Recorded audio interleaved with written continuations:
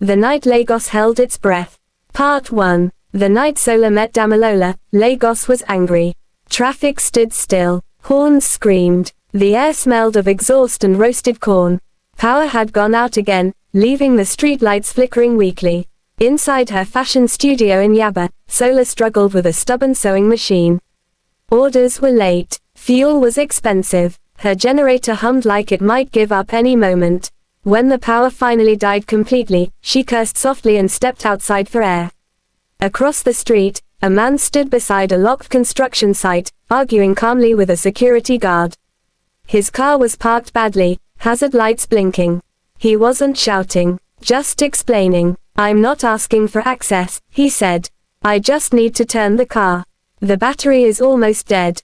The guard ignored him. Solar watched longer than she meant to. Something about his restraint annoyed her. Lagos rewarded aggression, not patience. "Guy," she called. "Reverse small. There's space by my gate." He turned, surprised. "Thank you." The car refused to start. He laughed once, sharp and tired. "Of course." She walked over to help him push. Their shoulders brushed, sweat mixing with harmat and dust. When the engine finally caught, he leaned on the bonnet, breathing hard, then laughed again, full, reckless. "I'm Damilola," he said. "And I owe you." "Solar," she replied. "Lagos doesn't do favors. It collects interest." He looked at her properly then, like he was memorizing her face. They talked. About Lagos. About work. About exhaustion. Minutes stretched into an hour. He said he was a civil engineer. Married. Then corrected himself. Separated. The pause stayed with her. From that night, Damilola became familiar. Too familiar. He stopped by her studio, by coincidence. Fixed wiring. Brought food when she worked late. Sat quietly while she stitched, never touching unless she asked.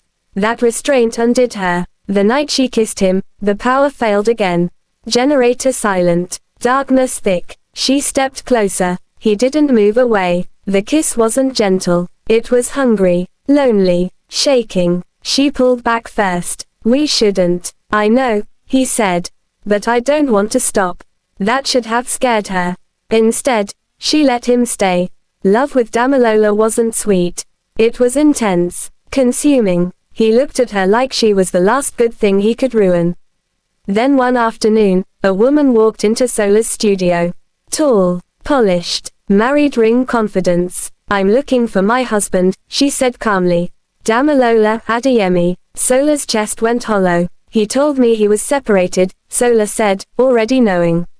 The woman smiled sadly. "So did he tell me."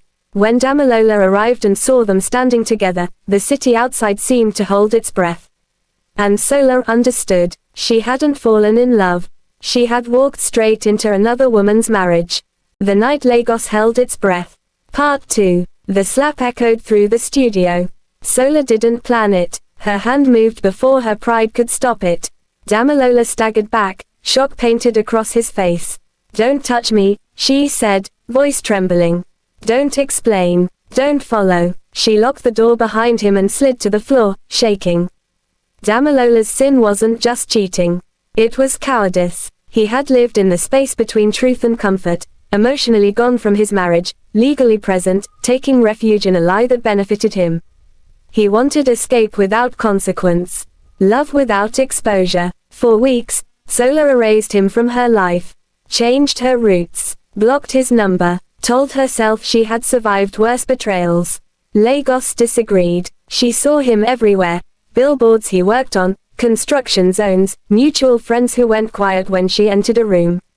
One evening, she ran into him at a materials market in Mushin. He was supervising deliveries, sleeves rolled up, hands dirty. Not hiding. When he saw her, he dismissed the workers and walked toward her slowly, like approaching something fragile. "I'm not here to beg," he said. "I just need you to hear me once." She crossed her arms. "You already spoke. With lies." "I told my wife the truth," he said.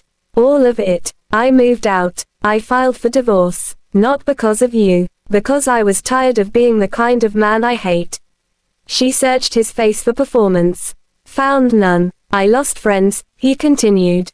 "Money. Contracts. Respect. I deserve it. You don't get points for consequences, she replied. I know, he said. I just want you to know I'm not hiding anymore.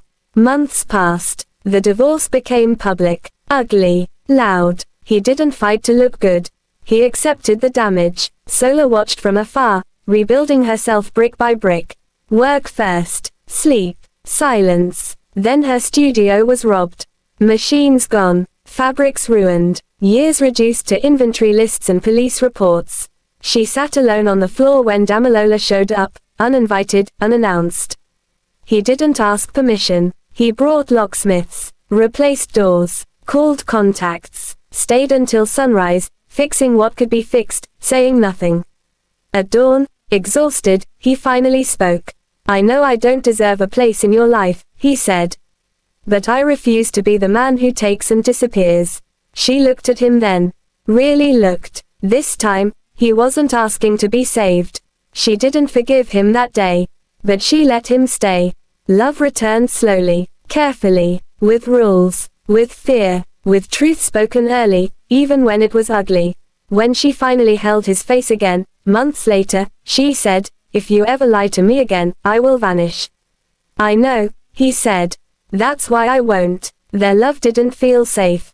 But it felt real, and in a city that punishes dishonesty and tests devotion daily, that was enough.